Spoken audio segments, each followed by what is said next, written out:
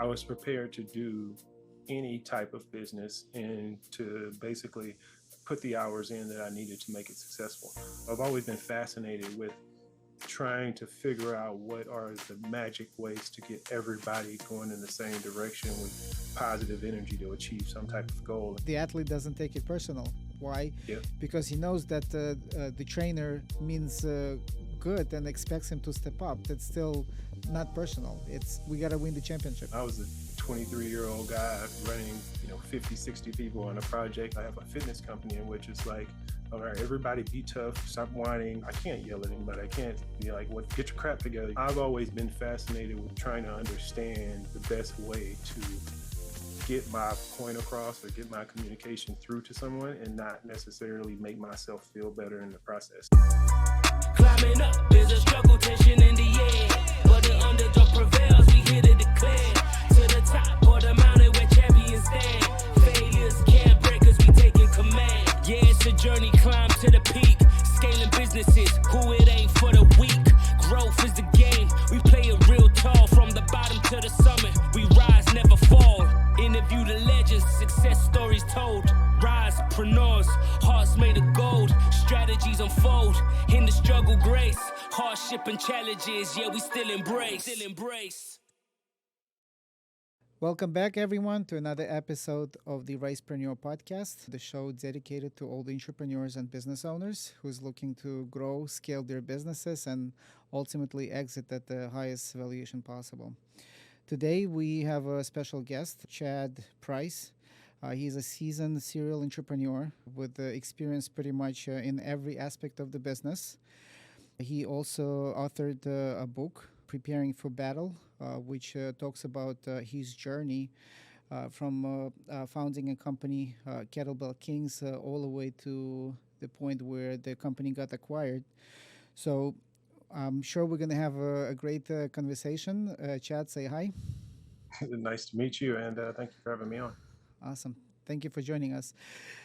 Let's start with your journey, right? How you came to a point where you decided that, you know what, I'm going to step into the world of entrepreneurship. I'm going to be creating products, services that would make someone else's life better, to produce value and make my living based on that instead of being a full-time employee.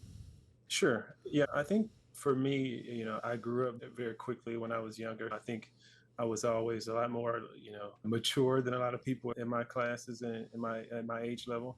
I had a couple family members that had their own businesses when I was small. So I got to not only have jobs when I was younger, but I also got to work with them sometimes to see what it was like to run a small business.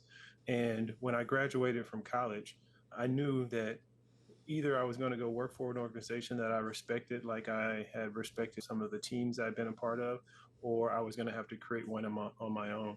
I knew corporate America was going to be tough for me from a personality standpoint. My personality doesn't necessarily mesh well with people who aren't, let's say, highly motivated. And so a lot of my pleasures with going through corporate America really set in stone what path would be best for me.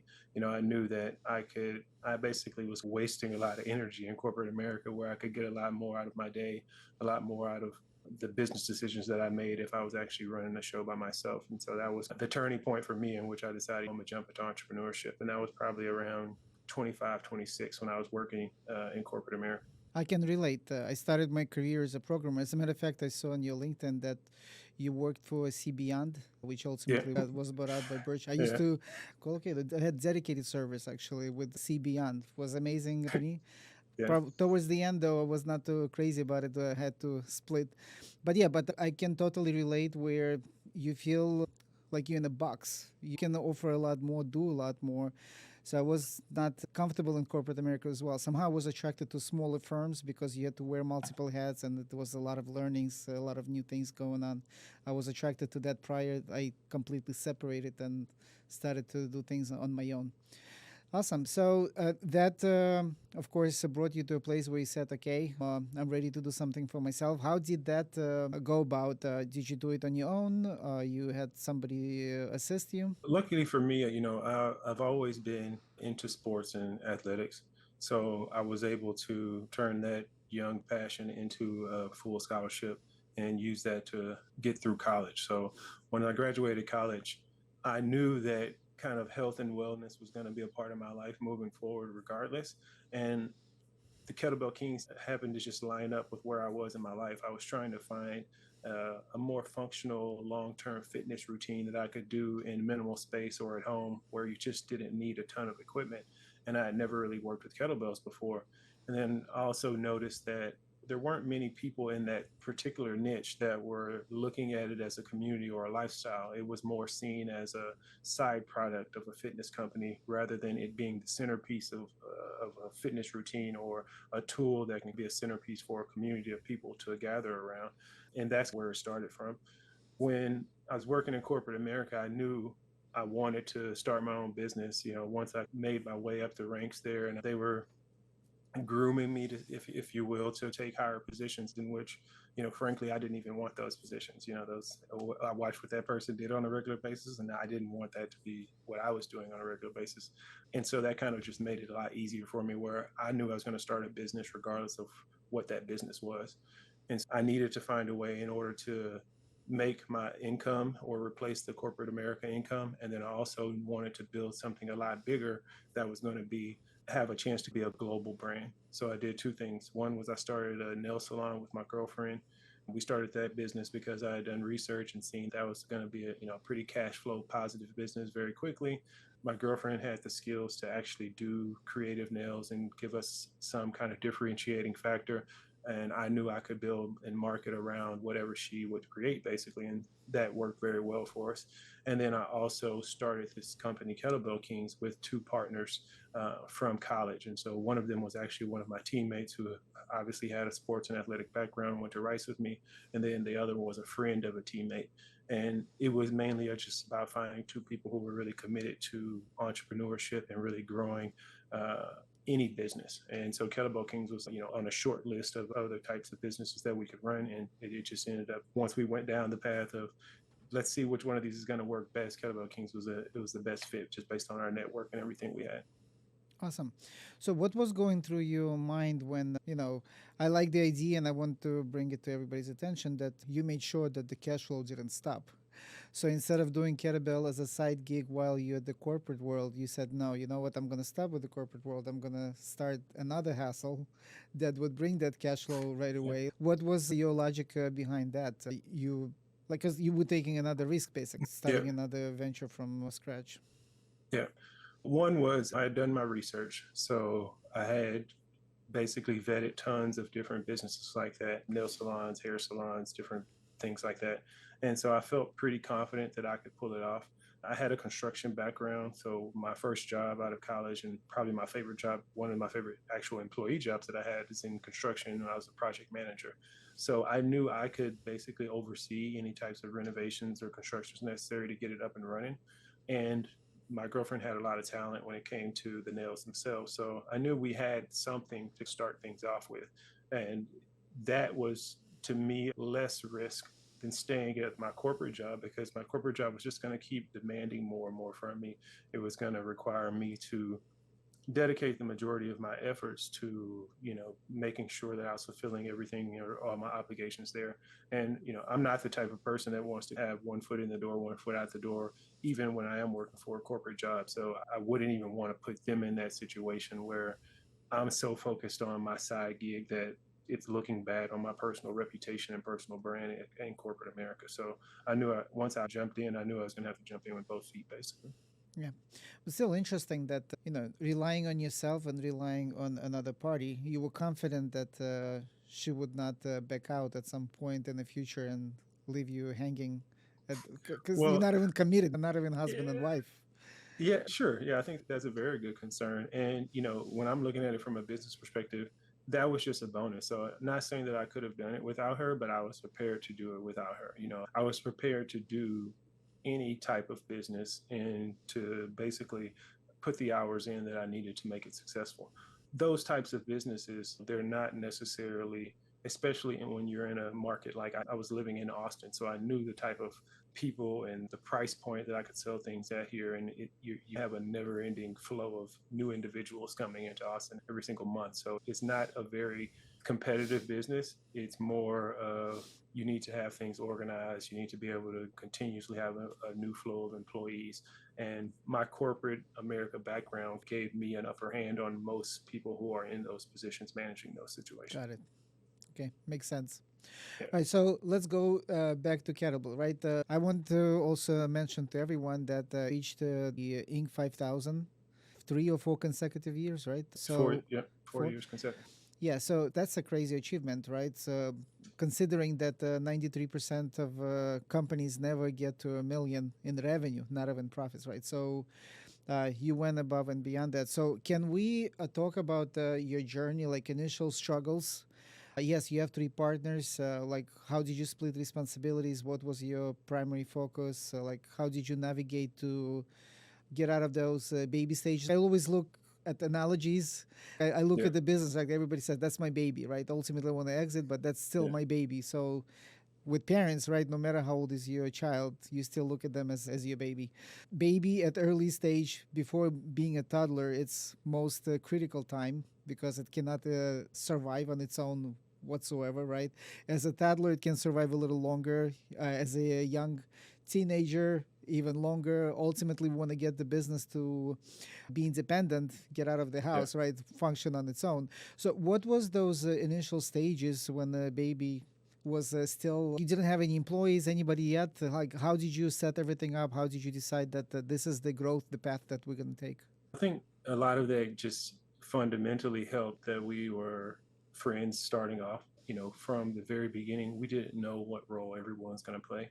We knew we all had individual backgrounds, very great corporate America backgrounds. All three of us were working good corporate jobs at the time.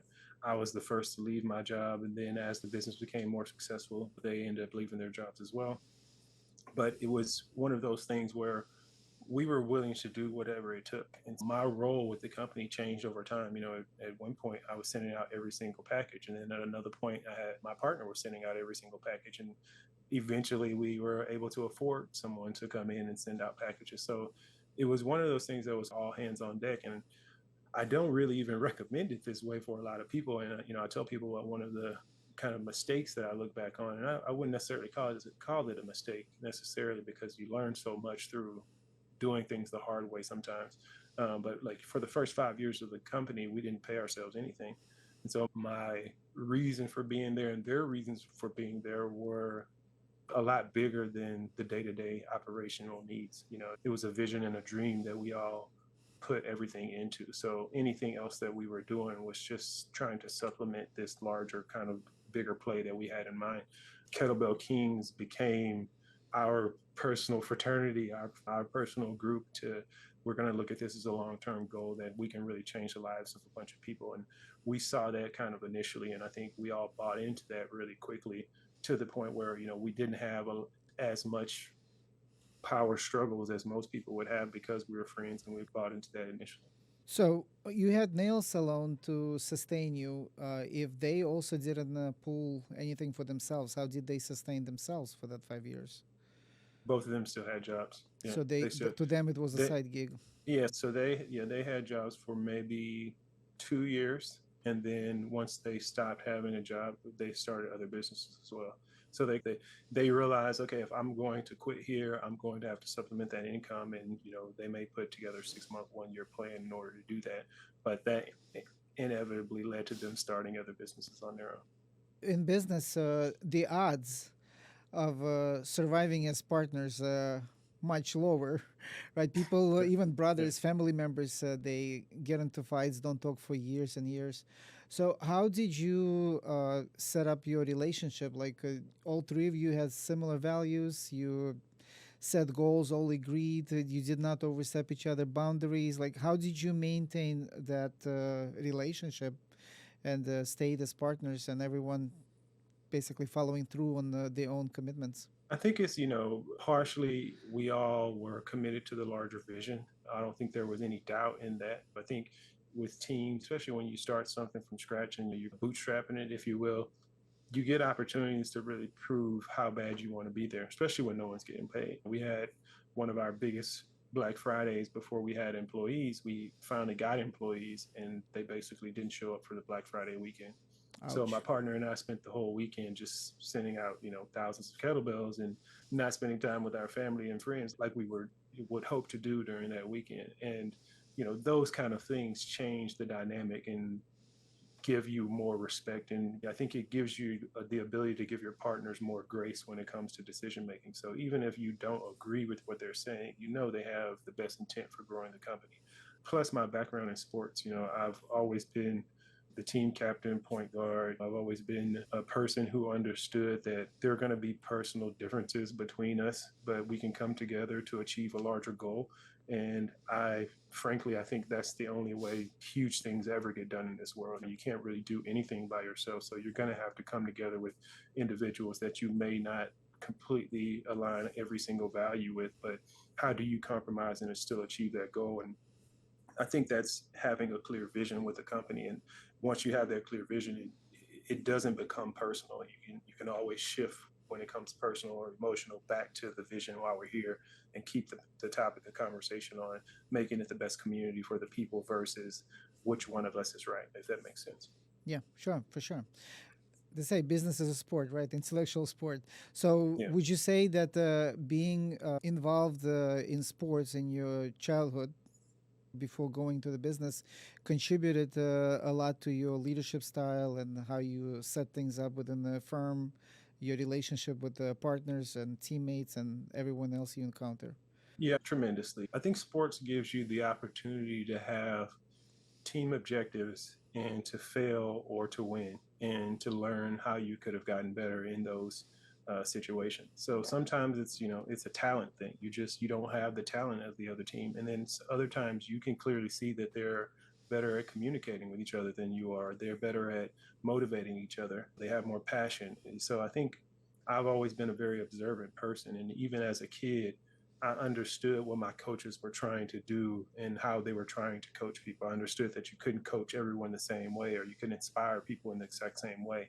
So I've always been fascinated with trying to figure out what are the magic ways to get everybody going in the same direction with positive energy to achieve some type of goal. And I think I've gotten better and better at that over the years.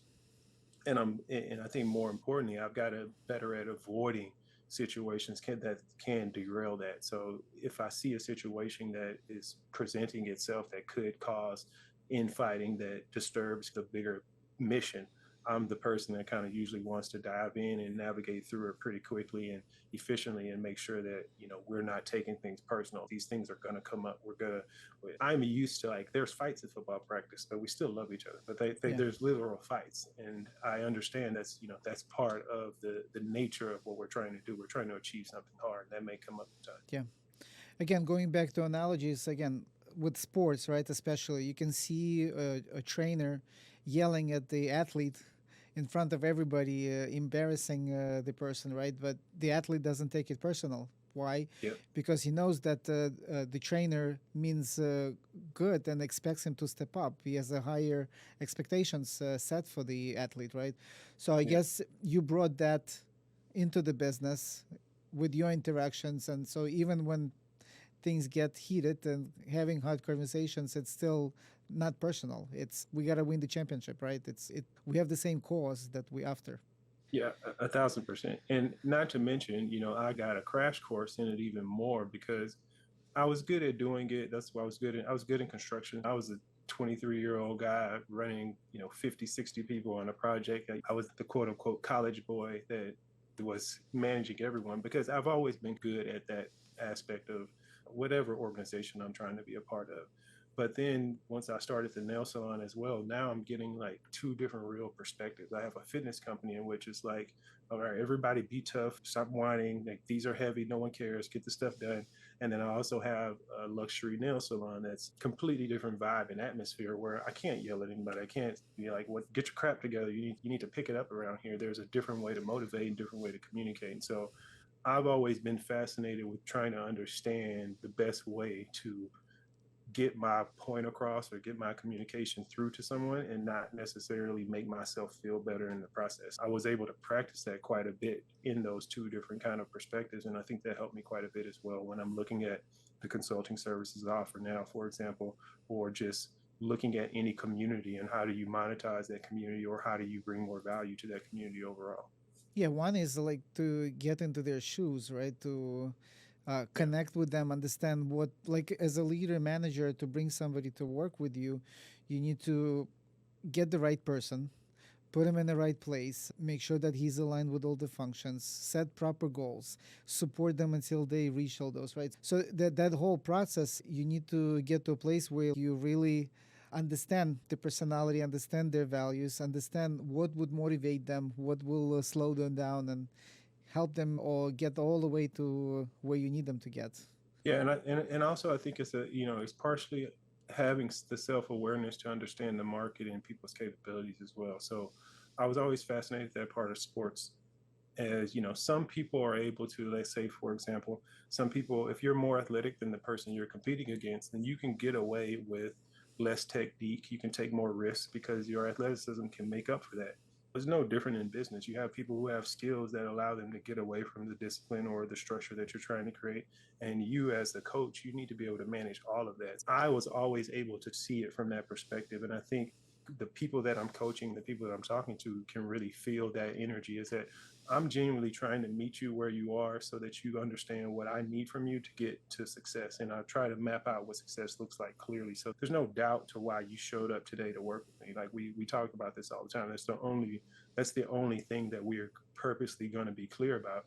Everything else is just a side kind of objective that if we accomplish those things, then great. But my main goal is that the team does well so that we can all do better as a team. You know, they say that I wanted to hear your take on this. Would you agree with that or not? They say that if you on a level 5 as an average leader manager, people that you attract will be below 5. You cannot have somebody higher than 5. So for you to have better teammates, you got to elevate yourself to level 8, 9, 10, get to the top. So then you attracting better people, because again, people that surround you will be always on the same level or lower than you. What's your take on that? I think there could be some truth in that, but I also think you have to be able to measure the market for what it is. I think if you looked like, for example, 10, 20 years ago, employees and finding a good employee was different. I think, for example, if you're trying to find a great employee and you want them to come to the office every single day, well, you're going to have a hard time now. And 10, 15 years ago, you might not have. But anyone who has skills is going to be working some type of remote situation because it's more beneficial to them in their lives. Or one of the things that we would always joke about is some people still believe that the best person for the job is literally within, let's say, a 30-mile radius of some physical location. And that's just no longer the competitive playing field that we're playing on anymore. That person might be in Africa right now who's the best person to do this for me. And my job is to find the best person. It's not to convenience myself in the best way that makes me feel good. And I think that mindset is what I've always taken into companies, where I'm looking for the best solution, the best arsenal, the best people that I can put together on a team that work well together, and not necessarily that fit into some premeditated structure that I want to exist. So it's more of me testing the market and figuring out what works and going with what is actually working versus me trying to force what I think the world should be down everyone else's throat. Okay, I see. So sounds like most of your team before you the acquisition, maybe even now while you're still there, most of the team is remote. Yeah, a lot of them are remote. At one point we had a warehouse, so we did have to have people who could come to the warehouse and deliver things or send out things. But once we went to fulfillment centers, yeah, everyone was remote. I live in Austin, my partner lives in Houston, our accountant lives in Michigan. We had every single role is remote. And I think that was one of the benefits also for me is even when we started the company in 2012, people weren't doing like remote everything at that time. And we wanted to be a future thinking company. So we never, like, it was no big deal when COVID happened. We were already operating that exact way. So for everyone else, it was like, okay, we got it. What is Zoom? We had been using Zoom since 2012. I think it's simple things like that that give you a cutting edge. And I think, if you're talking about AI now and different things that you can use to fill roles, you may have actually needed a person to be super skilled in some specific role for your company. And now you need someone who's super skilled in using AI for that particular role. And you may can train that person to do that, but I think having the flexibility and the self-awareness to make those adjustments quickly is what kind of set Kettlebell Kings apart from the rest of the fitness brands out there. We could tell that operationally we were more forward thinking than the people that we were competing against. What platform did you use prior to being remote, like for your fulfillment center? How big was your team back then when you had to use your own warehouse? We had at the warehouse, it was 5 of us. So three Including employees, and then partner? three employees, and then my partner and I. So we had a main warehouse guy, and then he had 2 guys who would help him, and they were college students from a college down the street. And then my partner and I would go in and obviously make sure that everything was going according to plan. And then again, my construction background came in very handy because I was able to basically oversee any construction. We put hundreds of thousands of shelving, the most expensive shelving that you can purchase to carry all of that weight. We actually installed all that stuff by hand ourselves. I think our experiences just happened to overlap with doing things like that. I've personally moved more than 1,000,000 pounds of kettlebells in a day. It's not something that I would say the average person would be happy to do. Yeah. Awesome. Well, at that time, team was not that big. So at the time of exit, how many teammates did you have overall? At that point, we had built the company up and created another company as well. So when I sold Kettlebell Kings, I actually sold another company, the company Living Fit also. And between those 2 companies, which we were running together, we probably had about 8 to 10 employees, and then obviously a bunch of different vendors and contract people on contract. And a lot of those were the same people that worked in the warehouse. The 2 college kids that I talked about, they ended up, because they had gone through the process of seeing the company go from nothing to something, they really had an understanding what it took to grow a business and how to make themselves helpful in a growing business. So they were able actually to take office roles, if you will, one doing inventory management and financing, and then the other doing the social media and community management side of things. So it was really beneficial for us to have, like I say, a team of people who were focused on a larger goal versus just looking at it like we're going to have a bunch of employees because we have stuff to do. If we need things done, we don't just go get an employee. We figure out what is the best way to get that thing done. If it's a vendor or if it's a contractor, then we will actually take that route just because we want to move the team forward. Yeah, for sure. And I applaud you with such a small team. You got all these things accomplished. Can we go to your growth in revenue? What was some of the marketing strategies that you deployed for you to get to that place where you said, okay, you know what? Let's apply to be on a potential on that list of Inc. 5000. Yeah, I think one of the good things was we were early in the social media community phase, so I think a lot of companies weren't really realizing in 2012 the real value of having an online community. We knew that building that online community was the business for us. So there was no physical location that we ever dreamed or talked about or even wanted to have for people to go to for Kettlebell Kings. It was always a online experience where you could find the best information, the best content, and the best products all associated. So we would see ourselves as the ESPN of the kettlebell world and really trying to build a community of people who respected us as that entity. So when we started, we could run ads to try to sell kettlebells, and that kind of worked. But more importantly, we could run ads to build lists and to build free people who wanted free weekly workouts or free information about different kettlebell topics. So we really started doing that early. And to be honest, the number one thing that ever worked for us was the weekly workout. So that list was the highest converting list forever. And we would not only do that in America, but that allowed us to do it in other countries as well. So 2 years before we would enter another country, we would start spending $5-10 a day on just building that list up, giving out free workouts. And then once we're actually on the ground in that country or in that whatever geographical region that is, we can start saying, hey, list, we have this, as well as advertising to, the general communities there. Awesome. So you gave them something for free as a value, build your authority, and from there, to leverage those workouts, they had to actually buy your product to do that. Why look for somewhere else when I want to reciprocate? I want to buy from you because you gave me the idea of the workouts.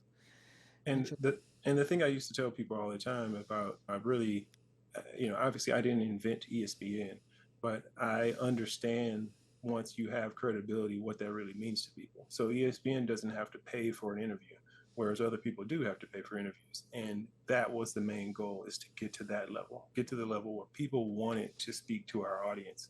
No one knows that you're not a huge conglomerate. Your audience speaks for itself at times. And we were able to bring together a lot of different smaller communities, bring them into one place, and then we continuously speak to them on a regular basis. And because we have taken that credibility from so many other people that have tried to do it, we become like the central location where if you want your video to go viral, if you want the most eyeballs in a niche to see something, you need to tag us in it, or you need to associate it with us in some way, shape, or form. And that's what we were able to achieve in that niche. Pretty cool. So you got your brand, you got your name out there, made people adapt it, use it. Good stuff. What are some of the tools that you use to hire, to collaborate, manage your business? Can we name some of those? Uh, Sure. yep. I think it's, I've worked very closely with Google before because we use so many Google tools. We use, print on demand companies like Printful, Printify, those types of companies. CRM, your customer relationship management tool. We have case studies on us with HubSpot, and I pretty much used every single one under the sun when it comes to those different types of platforms. But I think the most important part is connecting everything together and really trying to think of an effective way where you're cutting down on manual entries and you're trying to automate processes as much as possible. So anytime that a process can be automated and it makes you money while you sleep, that's what you should go with. I think sometimes people get caught up in the idea of, if I get to wake up and push this button, then I'm doing something positive for the company. And we never let ourselves get into that situation. If we Yeah. can automate that button, you're impressed, then that's what we should do. And you should go do something else. And just adopting that forward thinking mindset and embracing technology, always trying to integrate whatever the new layers of technology that come out, I think is always going to be beneficial. We would have continuous conversations and demos on a weekly basis. It's a never ending journey, and it never stops. We're always on the hunt for the next best technology, the next best CRM, if there's a beta program that a software we're using has, please sign us up. We're asking and advocating for these types of things in every service that we're offering. Yeah, that's pretty cool that you embrace technology. I ask this question pretty much every time, and I get the answer that I know I'm gonna hear, but somehow people do otherwise, right? Common sense is not common practice. Yeah, there you go. The question I ask is, if you had ability to run your whole business without even one person employed by you, would you go for it? Where everything is automatically done and you just everything is like a clockwork, automatically, like things are happening and money's in the bank. Pretty much everyone says, yes, of course I would do it. But then when you start to talk about, okay, let's introduce this technology, let's embrace this, let's take a look at that, there's always a resistance to adapt. In your consulting, do you see the same resistance of adapting to new? People afraid of new for some reason. Yeah, I think by the time you get to hiring a consultant, you've already stretched yourself out to the point where you actually are willing to embrace something new. Most of the time they already tried to do it themselves before they got to the point where they hired a consultant. And even for Kettlebell Kings, we work with consultants. So I think consultants are great for trying to continue to push you forward. If you are a team that's struggling with shooting and you hire a shooting coach, I think kudos to your coach for trying to give you the best chance to win the game. And that's how I look at any business, where ultimately we're trying to achieve success. And I think if you can get people to buy into that idea, then it becomes a lot easier. But most of the time, I don't think people really quantify what success is. And I think a consultant's job, or the thing that I struggle with the most, is usually getting everybody on the same page of what success even is. One person might think success is 10,000 a month in sales, and another might think it's 100,000, and another think it's 1,000,000. And those kind of different expectations, I think a lot of times cause conflict more than the actual difficulty of the problem itself. So let's go back to the tools. Thank you for sharing on that perspective. The tools that you use. So I heard HubSpot. What did you use to recruit? Did you use something like Upwork or any other platforms? Yeah, we use Upwork, Fiverr, any of those kind of platforms that allow you to hire contractors.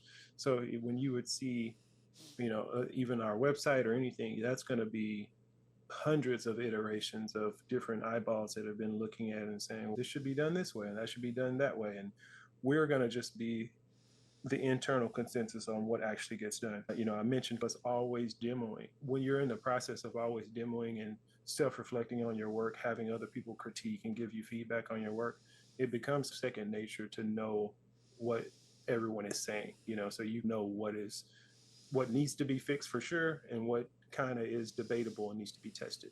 And I think that's where we would always try to stay and make sure, okay, we know this needs to be fixed, let's get that fixed. And then the rest of this is somewhat debatable, whether it's 60-40, 70-30, who cares? A/B test them both and let's see which wins and keep the train moving forward. And ultimately, tools and software allow you to do that way faster than you can manually doing anything. If you can get the perspective of what you're testing down, create some type of automated test, and then revisit that conversation in a week or 2 weeks or a month or whatever it takes to get the data, it stops you from arguing that whole time. And it's not about what I said or what you said. The data says it is what it is. Let's move on it. Again, this is it's the mindset. It's your value of growth, constant, never-ending improvement, looking for resources, for tools, for strategies on how you can constantly split test, get better. And I get this question a lot. I don't know how to hire. I don't know who to speak to. I don't know what to ask. And in reality, it's not so complicated, right? If you're on a lookout, let's say, for an accountant, you don't know how to qualify an accountant. So start with talking to one. Hey, what do you offer? What am I getting? How much is going to cost me? Thank you. Let me get back to you. Go to the second one. Hey, what are you giving me? I'm giving you this and this. What about that? Whatever the previous accountant mentioned. Is that included as well? I can include it. For how much? This much. So by the time you speak to 10 accountants, you more or less know who's the most transparent, who's playing games, who's giving you the best price, and who's giving you the maximum value. That's why you give it a try, right? So the same way can be applied with a developer that you're getting, social media marketer, search engine marketer, whoever that is. It's just having that mindset of constant looking for improvement. You will figure out, right? Like when you know what you're looking for, you will find the answer. Yep. And you're 100% right. And to your example, if we're skeptical and we're not 100% agreement that we still don't know what we're talking about and this account doesn't know what he's talking about, we give him a shot and we give him a complete shot. And then once he's provided us with documents, then we take those documents and we go through the process again. We give those documents and we say, could we have saved money? Should we have done it this way? We ask that to strangers.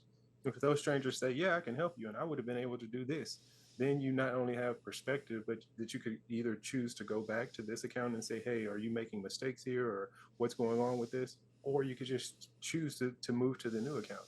But the idea that you're just going to stay, I think is you don't ever have to do that. You can constantly get better as a business if you put processes in places to do that. And a lot of times I think people are they're scared to take that first step because that first step is going to require you to actually make a decision at some point. I would tell my business partners all the time, if we're not making this decision today and we don't have the money today, then when will we cross this threshold in your mind in which we will have the ability to make this decision? And if you can even quantify things like that, I think it makes it a lot easier for people to say, okay, once we get to 15,000 a month or 30,000 a month, whatever it is, I'm totally fine with that versus no, I'm not really interested. I would rather take the conservative approach, and there is no conservative approach in the business. This is a competitive market, so that's how I look at it. Exactly.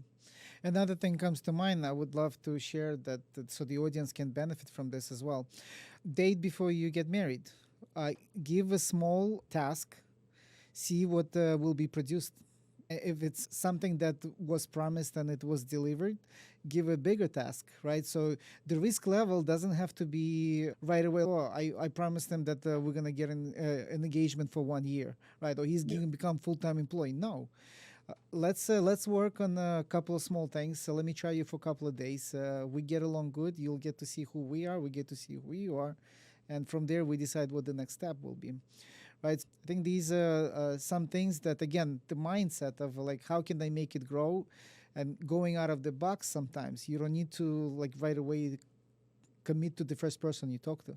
Because there's no way for you to know. I think, a lot of times I tell people all the time, there's no way for you to be competitive in business without actually being on the playing field and making mistakes.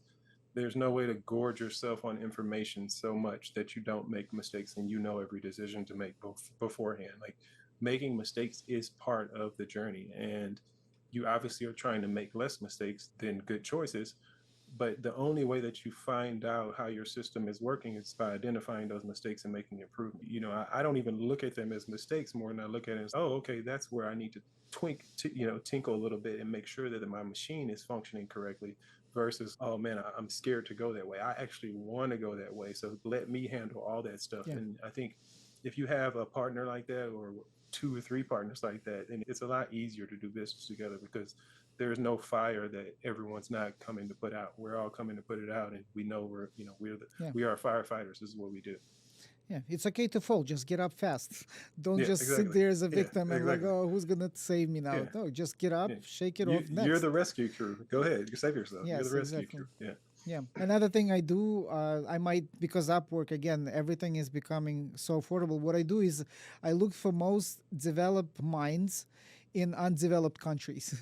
So Yep. it's just not, Yeah. it's not their fault that they've been born to a country that does not allow them to flourish, right? You find Yep. such individual, and not just one, find two, three, give all three the same task. We've Because had the pay is so minimal, you right away figure out who the winner is for yourself. Yeah, we've had individuals in different countries like that where we know they have 5 to 10 individuals working for them. And we're glad that you're able to run a team and communicate with these people who don't even speak our language and get them to achieve our goals. That's a tremendous Awesome. feat that this person's able to make. And I think finding those businesses has never been easier. And technology is what connects us to those types of individuals so that you're actually able to find someone in another country that can achieve a quote unquote English speaking task. Exactly. Going back to tools, so Upwork is for the resources. What did you use to collaborate between yourself? Did you use like a Slack, Trello, like any other like tools? I'm just curious. I'm not a huge fan of Slack, honestly. I think it's just a big kind of mumbo jumbo text message board almost. I have used it. It's not my favorite. Hmm. I think, I like tools like that, project management tools. So I think and I wouldn't even say that I have a specific favorite, but the one that we've used the most is probably Basecamp. Basecamp, yeah. Yeah, just because it allows you to section things into projects and really document what is going on with the business. I think that a lot of times the more pieces you have moving, it becomes hard to really document and have conversations that are consistent with what's actually happening on the ground. And if you put things through Basecamp, I think it does a good job of painting the story for people. People can go back and review things before meetings to make sure that everyone is at least factually on the same page. That's how we would use that tool. Yes, strongly suggested also. And it has a Trello board, similar Trello Kanban boards within it as well, Yeah. right? You can prepare templates, different projects, different Yeah. checklists, assign people, timelines. It's, amazing tool. And it's getting better. Yeah, it's getting better. The implementation of AI will make tools like that extremely helpful. You mentioned tools like that. I use AI transcribers and AI note-taking systems for all of my meetings. I think that's tremendous. I wish I would have had this my entire life. I think I'd be well ahead of where I am right now if I could go back and reference every meeting that I ever had. And I think I've just started doing that now to where I actually have a database now that I'm keeping of all my meetings. And I think I don't know what I'll Transcription do. of all the meetings? It's both, So the tool I use right now is spinach.io. Spinach. It's a project management tool that tries to give you professional level summaries of each meeting along with the transcription, and then you can assign tasks. It'll assign tasks or try to assign tasks for you that you can just quickly agree to and things like that. But even in using those tools, you start learning how they take notes. And so whether I'm consciously doing or subconsciously doing it, I'm talking to the tool while I'm talking to the person because I know the tool is going to write down if I say it in certain ways and do certain things. And so it's very interesting for me right now to really envision what the future of that looks like, to where every word that we basically ever say to one another can always be referenced and used for future growth. Yeah. I think it'll really cut down on miscommunication between not only people who don't speak English and, you're talking about using other countries and things like that, but even in just the process from the person on the ground all the way to the owner or upper management. I think that's going to get a lot more streamlined in the future. You just gave me an idea. I love these conversations. You have a Zoom call. You can leverage this basically as your note taking and as a foundation for the SOP document, right? Because as you speak, you can discuss all the points and it will generate at least a draft version Yeah. of what needs to, like, wow, that's, I gotta look into that. Thank you. Yeah, no, you That's definitely awesome. should. And then you copy and paste that, and then you put that into, whatever AI tool you're using, and you tell, hey, take this note and turn it into whatever I want Yeah. it to be. So I need a flyer, right? And you turn a meeting into a flyer in a matter of seconds. And I Wow. think that kind of stuff is very cool. And I'm very interested to see how far that actually goes and the full utilization of that type of technology. I don't want to go too much off topic. The tool that blew me away, I don't recall the name, but I'm sure pretty much like every AI tool catching up with this. You take a recording of yourself, 3-minute recording, upload it. It knows you. It knows your style of talking. Then you can just feed it a paragraph, a text. It will generate a video for you, and not just generate a video for you. It will translate it into over 70 languages. Yeah. So if you have a multinational business, you can just those were workouts that you talked about, right? So exactly. like before, we used to spend so much time on this, and now it's just a couple of clicks, and you have wow. Yeah, you have people talking, 20 cents a word and things like that for translation and transcription services. It's crazy that technology has gone that far. And like I say, I would love to get to the point where I'm just as comfortable working in any country with any individual because I have technology to give me a level of, to support that level of comfort or that level of, that we're on the same page in communication. I think there will be companies that utilize those types of tools because they have the ability to actually achieve the goals that Americans need, but they don't have the overhead that necessarily other American companies have. So I think you'll see a lot of people who are utilizing that in other countries to bring, like you say, the talented minds to the American market. Yeah. Wow. Yeah, so much goes through the head. Again, I heard a statement someone said that the AI will not replace people, but people that leverage AI will. Yeah. Right? So exactly. going back to that idea, if I can have a teammate that leverages AI and instead of having 20, 30 people, that one person handles everything. Wow. But again, if we working in the business and don't give ourselves an opportunity to step back, look at the objectives, look at the what can help you get there, you get lost in day-to-day stuff. And I think that's the beauty of looking at communities. And, my next book that I'm coming out with is really focusing on this fans first concept of when you put the community that you're trying to serve ahead of your goals and really look at it as a kind of a purpose driven mission, it becomes a lot easier to identify what you have to do. I don't want to have to deliver kettlebells in 1 day or 2 days. That sounds terrible. But I know that's what Amazon does. And I know that communities will respect that. And that's what they actually want. So I'm going to do everything I can to set up a distribution network that can achieve that goal. Whereas if I don't really care what the community thinks and I'm just in it for the money, then maybe I don't know what to do about shipping, but I know exactly what I'm going to do. So I'm going to set up an efficient distribution network that can meet Amazon standards because that's what the community wants. And that's what is actually going to build the overall brand more than save me $1 today. And I think a lot of companies could benefit themselves from looking at things like that because when you have community support, you don't have to worry about whether or not they're going to buy the product. It's how much of the product they're going to buy. How much do they actually like that product? You're going to make sales. We got our system down to a point where if we send out an email, we know within a reasonable percentage of margin how much sales we're going to make. And awesome. I don't think most companies even get to that point. Yeah, it's on demand. Yeah. Yeah, I see where one can, again, there's two types of growth I see. One is, yeah, I'm growing. I'm all over the place, but I know I'm growing because I look at my bottom line, it's getting higher. Versus another approach where I set intentional goal.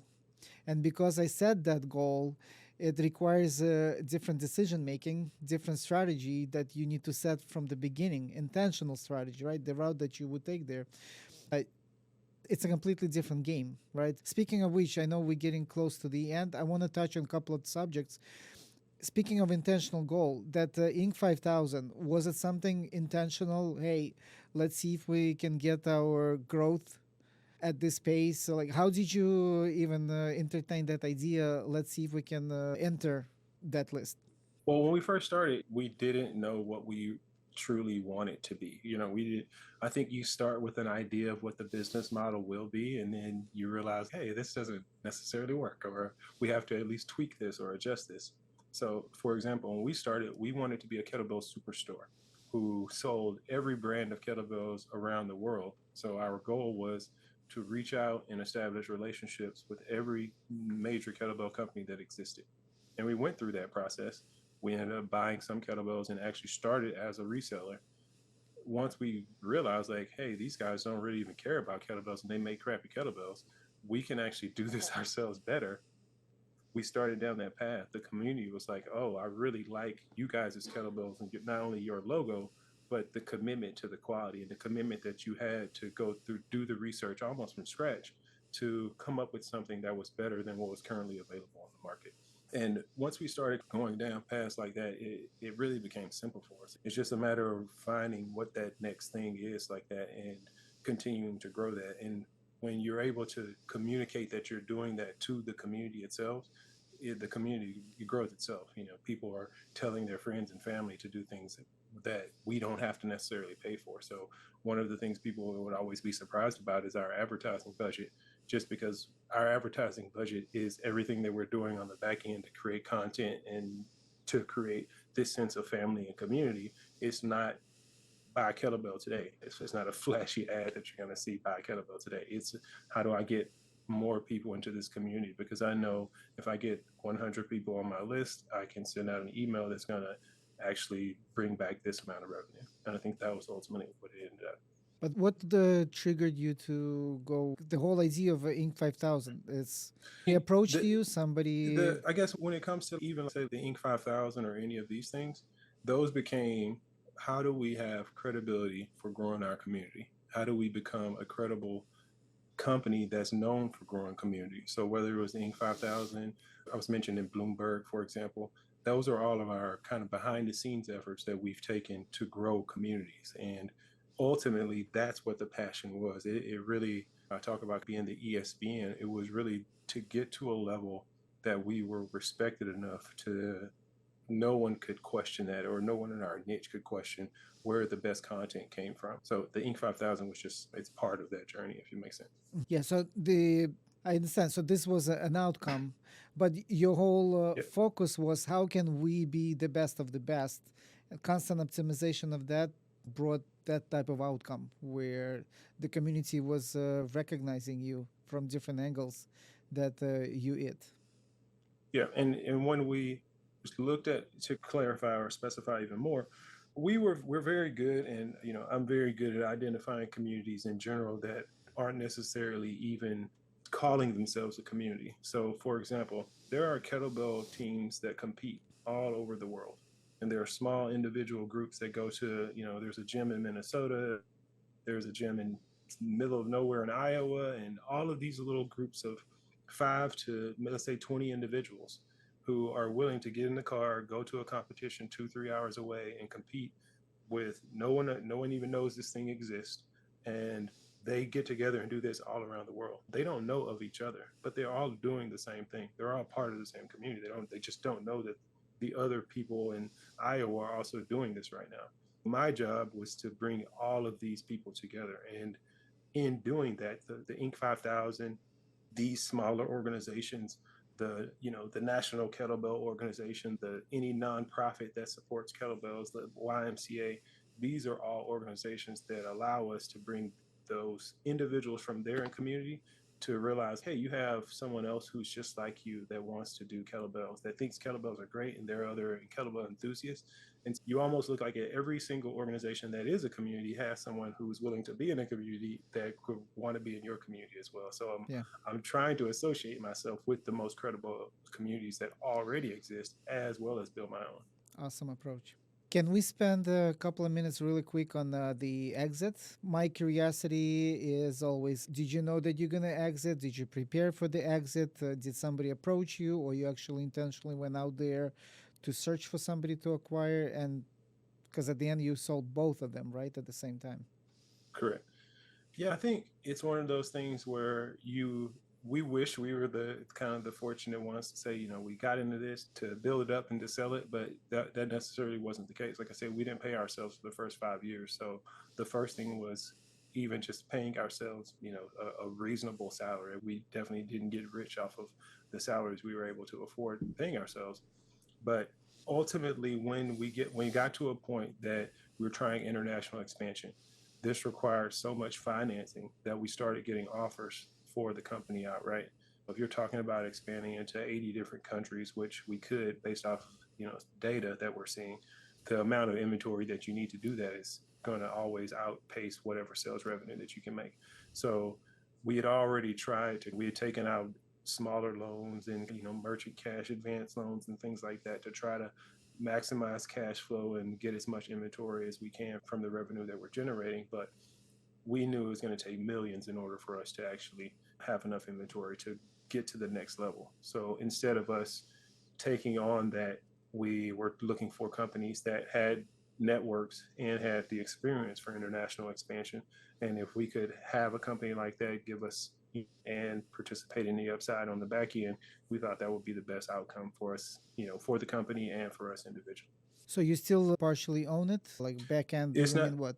yes, basically, yeah, we still have a shared revenue agreement, or we still get bonuses based off of the performance of the company. The deal we structure, when I say it's a 3-year deal, was just basically, a down payment, and then you're getting paid on an annual basis based off the performance of the company. So you get some of the upside up front, and then more importantly, we're working on actually growing and overseeing the expansion of everything. Got it. Awesome. Good for you. Very happy and proud of what you've done. Thank you. Now, what's your journey now? What is it now for you? So now I still have my company, Life Grows Green, which sells natural lifestyle products. Still day-to-day CEO of that.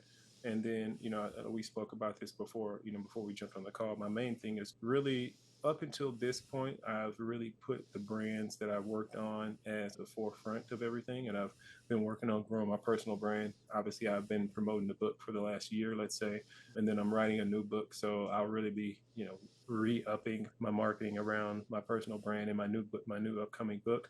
And then I'm also offering consulting services now. When I sold the company, I started consulting for the company that acquired it, and I was consulting not just for Kettlebell Kings, but for other brands as well. So I started offering those services to other companies, and I'm really liking that journey of consulting and even mentoring. That's another thing that I'm doing right now. So, I even can mix some of that as well, because I get to work with young entrepreneurs at my alma mater, for example, or individuals who basically have communities that they're looking to monetize or basically foster or grow.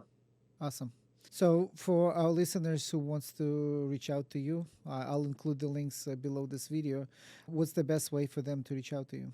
The best place to start is chadprice.com. You can reach out there. You can schedule an appointment with me for initial free consult if you're interested in services. I also started my own podcast, so that should actually be released in the next week or so. We already have the first 5 episodes filmed. We're just waiting on some final tweaks to start releasing them. And then all my social channels at Real Chad Price or just Chad Price. So you should be able to find me. I'm on all the socials. Awesome. Perfect. Thank you, Chad. Thank you for your insights and time that you allocated for this. Thank you, and thank you for having me on. Thank you.